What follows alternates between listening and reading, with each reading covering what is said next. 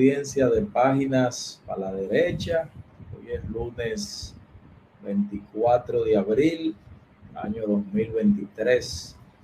Una fecha emblemática para la República Dominicana, ya que se celebra el 28 aniversario de la Revolución de Abril de 1965.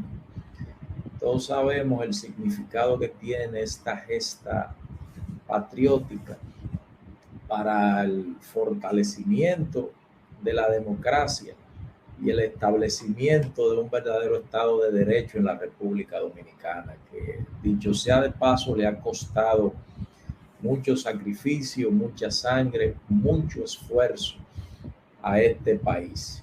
Así que hay que recordar el sacrificio que hicieron hombres como el coronel Fernández Domínguez, Rafael Fernández Domínguez, quien fue la primera pieza de esta revolución de abril del 65, pero cayó en combate en el asalto al Palacio Nacional y ya luego se integrarían piezas como del peso y tamaño histórico, como la de Francisco Alberto Camaño Deñón, y hay que resaltar los grandes frutos que dejó esta lucha desarrollada por el pueblo dominicano, las masas populares y muchos militares que desertaron de los cuarteles para luchar del lado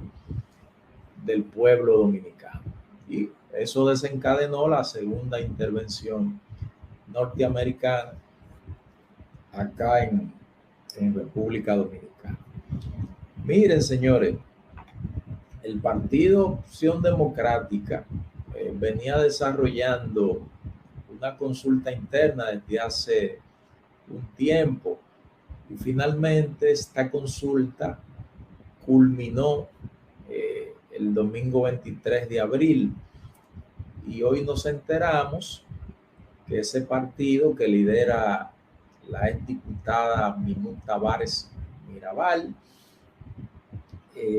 escogió a una precandidata presidencial, la cual fue escogida en el contexto de una asamblea interna, o sea, de un proceso interno, una consulta en donde votaron los asambleístas de ese partido y la inmensa mayoría decidió que la candidata fuera la joven Virginia Antares, una joven que, leyendo su biografía y su currículum, uno se encuentra con que está bien formada, una planificadora de la comunicación, que tiene maestrías en el exterior y que ha estado presente en muchas causas sociales de importancia, dentro de la que se puede contar las famosas movilizaciones de la Plaza de la Bandera, que se registraron como consecuencia del colapso de las elecciones municipales desde el 2020. Ya estuvo muy activa en esas movilizaciones. Entonces, analizando esta escogencia del Partido Opción Democrática, de manera personal yo le doy dos lecturas. La primera es que el diálogo que venían desarrollando algunos partidos alternativos, tratando de ponerse de acuerdo para llevar una candidatura común a las elecciones del 2024, ese diálogo fracasó. En ese diálogo estaba participando, además de Opción Democrática, Alianza País, el partido de Guillermo Moreno, el partido de Fulgencio Severino, Patria para Todos, y otros movimientos que entendían era atinado reunir un concierto de fuerzas en torno a un candidato. Sin embargo, eso no fue posible, porque hay que decirlo públicamente, hay algunos actores dentro de los partidos alternativos que se creen los predestinados y no ceden los espacios, a pesar de que no son las figuras que la sociedad dominicana está demandando, está invocando en este momento. Entonces, de esa forma y bajo esa lógica de discusión, es imposible ponerse de acuerdo. Yo, de hecho, cuando me enteré que ese diálogo, ese proceso de acercamiento se estaba dando, fui de los primeros que descarté todo tipo de posibilidades de que eso llegara a algún lado. ¿Por qué? Porque Guillermo Moreno siempre quiere ser candidato. Guillermo Moreno, si él no es el candidato, entonces las cosas se desbaratan. Y si bien es cierto que Guillermo Moreno en un momento tuvo una gran oportunidad de construir un proyecto de poder, ese tiempo él lo dejó pasar porque no trabajó el momento, no conversó, no hizo contacto con el blanco objetivo que estaba invocando y pidiendo un candidato con el perfil de Guillermo Moreno. Y además, lamentablemente, él siempre quería ser la figura que encabezara los grupos alternativos, y hay que ir cediendo los espacios conforme avance el tiempo. Y pienso que Minú ha demostrado que de las políticas que ha entendido ese proceso de transición que vive la política dominicana. Y pienso que en eso se inscribe el hecho de que ella le haya dado tanta participación, tanto protagonismo a figuras como el diputado José Horacio Rodríguez y a esta misma jovencita, Virginia Antares, que apenas tiene 38 años y ya se está postulando como precandidata presidencial. Entonces eso es importante, que los partidos le den espacio a la juventud. No solo porque los jóvenes traen ideas frescas al ámbito de la política y le dan a la sociedad algunas alternativas ante el hartazgo de la vieja política y de las mismas caras aspirando proceso tras proceso. Con solo decirle que Lionel fue presidente en el 96 y todavía al día de hoy es candidato.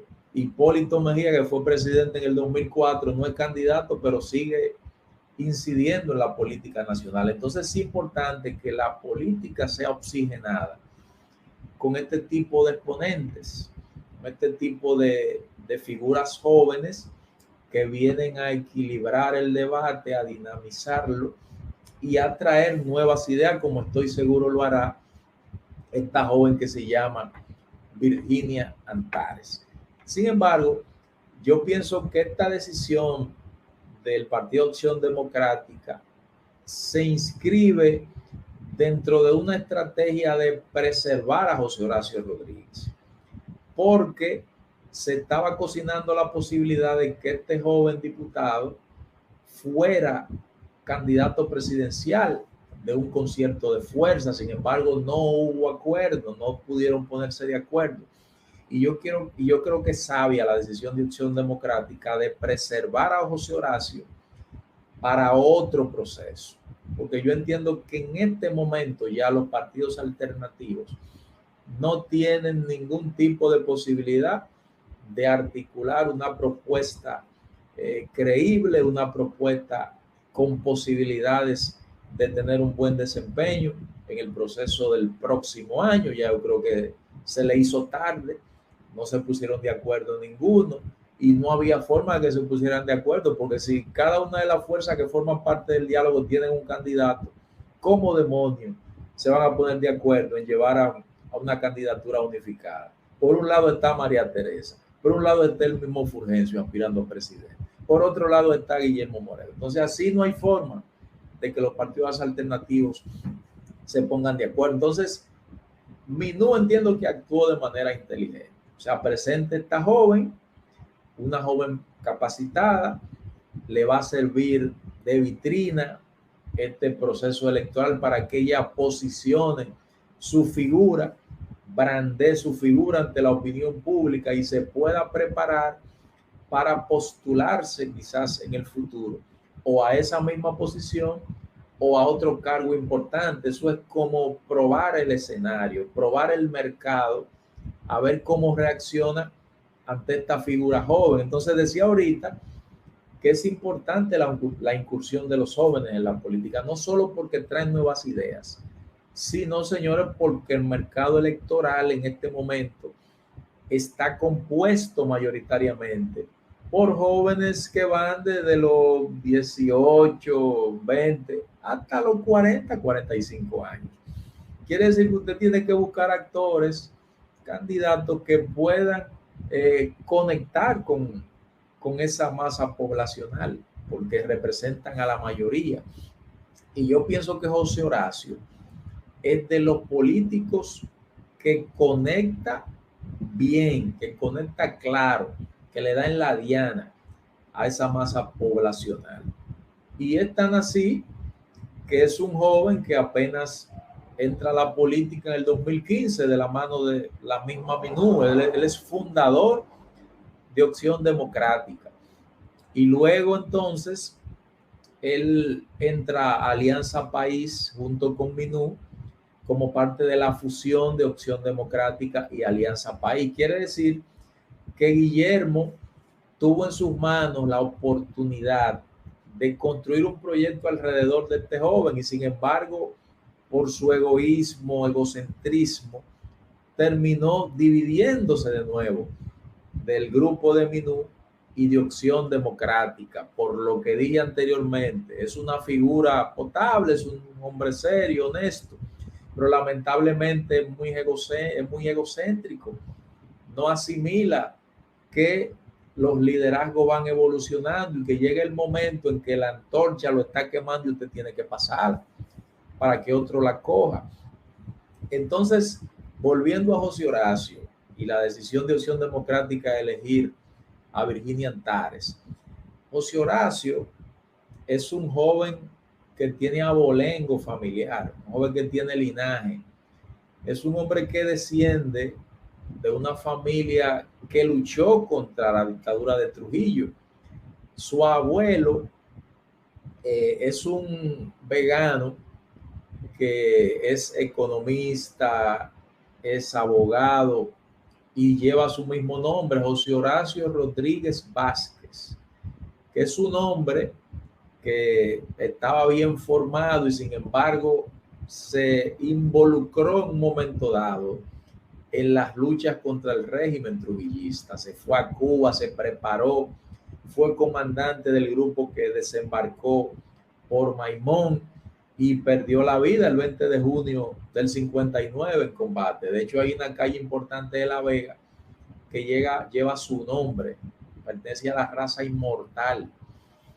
Pero José Horacio es hijo de Porfirio Rodríguez, otro hombre importante que siempre ha estado vinculado a la sociedad civil, un hombre que ha tenido una carrera limpia, impoluta. Quiere decir que este muchacho no tiene por dónde salir un mal político. De hecho, en su ejercicio legislativo podrá tener sus cosas negativas porque nada sobre bajo el cielo y bajo el sol es perfecto. Pero usted puede decir de él que por lo menos se opuso al tema del barrilito. Desde que llegó al Congreso, lo que hizo al otro día fue renunciar a las 2 exoneraciones, porque decía que eso es lesivo, que eso es antidemocrático, porque no todo el dominicano tiene la posibilidad de accesar a una exoneración de miles y miles de dólares.